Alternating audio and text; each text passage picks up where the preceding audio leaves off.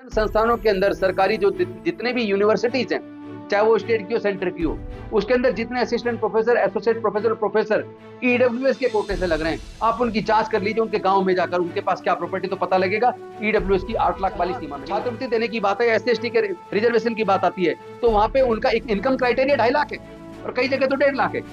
लेकिन ईडब्ल्यूएस के नाम, जब ईडब्ल्यूएस की बात करते हैं तो उनका इनकम क्राइटेरिया 8 लाख है। यानी स्वर्ण जाति के लोग जो पहले ओवर रिप्रेजेंटेड है, पहले से उनका रिप्रेजेंटेशन से कई गुना ज्यादा लोग सरकारी नौकरी में, शिक्षण संस्थानों में बैठे हैं, उनके लिए आप ईडब्ल्यूएस बनाते हैं और ईडब्ल्यूएस में उनके लिए 8 लाख की सीमा रखते हैं इनकम की। लेकिन अनुसूचित जाति जनजाति की बात आती है, पिछड़े वर्गों की बात आती है, तो 1.5 लाख 2.5 लाख से ऊपर नहीं है।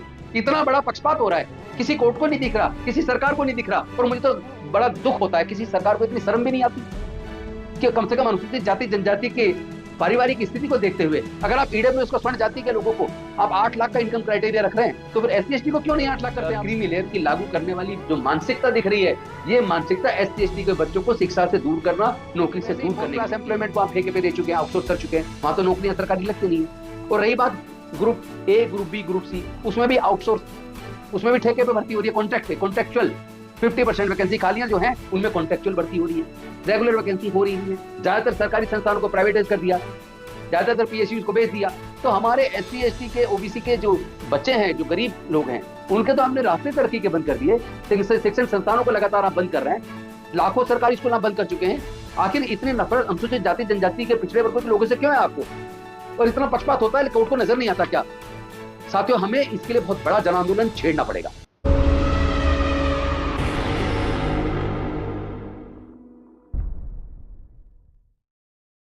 नमो बुद्धाय, जय भीम, जय भारत, जय संविधान, जोहार। साथियों, आजकल आप देख रहे हैं पूरे देश के अंदर बहुत सारे लोग शेड्यूल्ड कास्ट के रिजर्वेशन के अंदर क्रीमी लेयर की बात करने लगे हैं। और ये बहस तब ज्यादा बढ़ गई जब सब क्लासिफिकेशन का जजमेंट 1 अगस्त 2024 को माननीय सर्वोच्च न्यायालय के द्वारा दिया गया। बिना किसी सर्वे के, बिना किसी डाटा के, बिना किसी स्टडी के एक ऐसी बात उस जजमेंट के अंदर लिख दी जिसमें क्रीमी लेयर को एससी एसटी के रिजर्वेशन में भी लागू होना चाहिए, लेकिन ये फैसला सरकार करेगी। यानी कोर्ट ने जजमेंट दे दिया और सरकार के ऊपर डाल दिया। और उसके बाद कुछ लोगों ने सर्वोच्च न्यायालय के अंदर पिटीशन डाली कि क्रीमी लेयर शेड्यूल्ड कास्ट के, शेड्यूल्ड ट्राइब के रिजर्वेशन में लागू होना चाहिए। लेकिन मुझे लगता है कि अगर इसके ऊपर पहले कोई सर्वे हुआ होता, कोई डाटा कलेक्ट किया होता, कोई जांच हुई होती, एक जमीन पर उतरकर सच्चाई को जानने का प्रयास होता, तो शायद जजमेंट के अंदर क्रीमी लेयर की चर्चा एससी एसटी के अंदर नहीं हुई होती।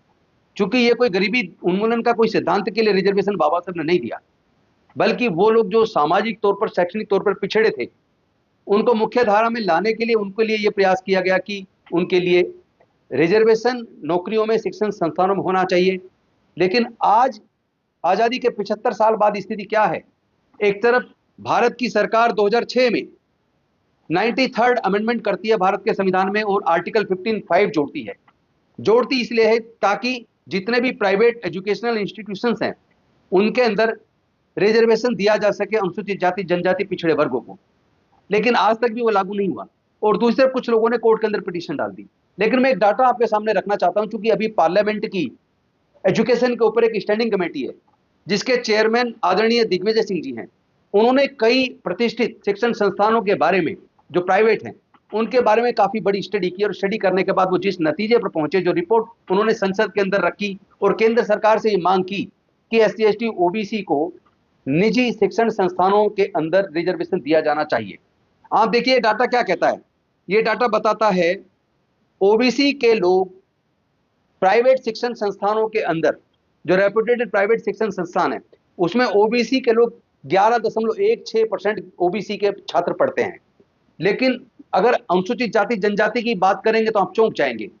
अनुसूचित जाति के 0.89% और अनुसूचित जनजाति के 0.53%। यानी कि अनुसूचित जाति और अनुसूचित जनजाति के इन दोनों वर्गों में से 1% लोग भी भारत के निजी शैक्षणिक संस्थानों के अंदर उनके बच्चे नहीं पढ़ते हैं, क्योंकि उनकी फीस इतनी ज्यादा है।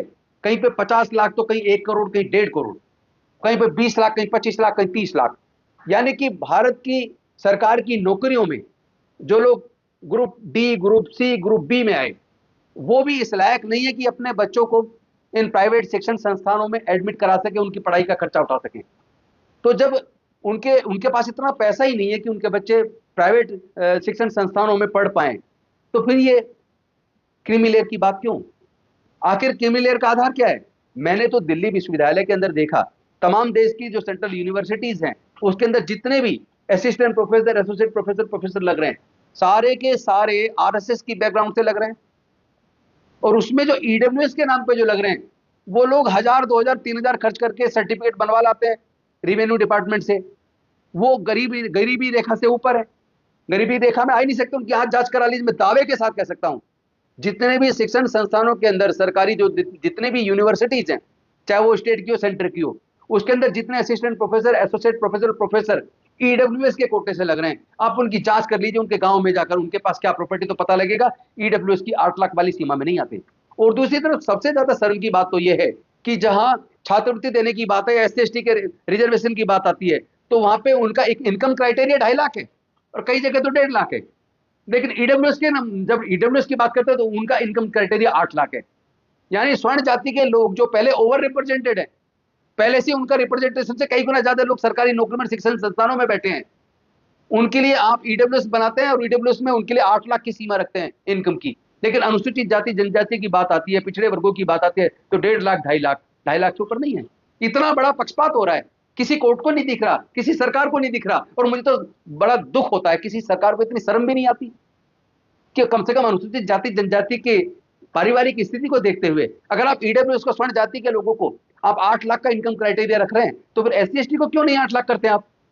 ये बड़े दुख की बात है। और ये जो क्रीमी लेयर की लागू करने वाली जो मानसिकता दिख रही है, ये मानसिकता एससी/एसटी के बच्चों को शिक्षा से दूर करना, नौकरी से दूर करने की दिखती है। क्योंकि वैसे ही 4th क्लास एम्प्लॉयमेंट को आप ठेके पे दे चुके हैं, आउटसोर्स कर चुके हैं, वहां तो नौकरियां सरकारी लगती नहीं है। और रही बात group A, group B, group C, उसमें भी आउटसोर्स, उसमें भी ठेके पे भर्ती हो रही है, कॉन्ट्रैक्ट पे, कॉन्ट्रैक्चुअल। 50% वैकेंसी खालियां जो हैं उनमें कॉन्ट्रैक्चुअल भर्ती हो रही है, रेगुलर वैकेंसी हो रही नहीं है। ज्यादातर सरकारी संस्थानों को प्राइवेटाइज कर दिया, ज्यादातर पीएसयूज को बेच दिया। तो हमारे एससी/एसटी के, ओबीसी के जो बच्चे हैं, जो गरीब लोग हैं, उनके तो हमने रास्ते तरक्की के बंद कर दिए। शिक्षण संस्थानों को लगातार आप बंद कर रहे हैं, लाखों सरकारी स्कूल आप बंद कर चुके हैं। आखिर इतनी नफरत अनुसूचित जाति जनजाति के, पिछड़े वर्गों के लोगों से क्यों है आपको? और इतना पक्षपात होता है, कोर्ट को नजर नहीं आता क्या? साथियों, हमें इसके लिए बहुत बड़ा जन आंदोलन छेड़ना पड़ेगा। इस बात को आदरणीय राहुल गांधी जी ने भी बोला है कि हम इसके लिए लड़ेंगे, इसको न्याय दिला के छोड़ेंगे। 15/5 लागू होना चाहिए, जब ऑलरेडी 2006 में पास हो चुका है, उसको लागू करने में सरकारों को दिक्कत क्या है? तो हम लोग इस लड़ाई को हमें लड़ना पड़ेगा। इसके लिए मुझे लगता है पूरे देश के अंदर एक वातावरण बनाने की जरूरत है। मैं समाज के लोगों से आह्वान करता हूं, सब लोग एकजुट होकर इस न्यायिक, जो हमारी मतलब हमारा हक है, इस न्यायिक हक के लिए हमें एकजुट होकर इस लड़ाई को लड़ना पड़ेगा।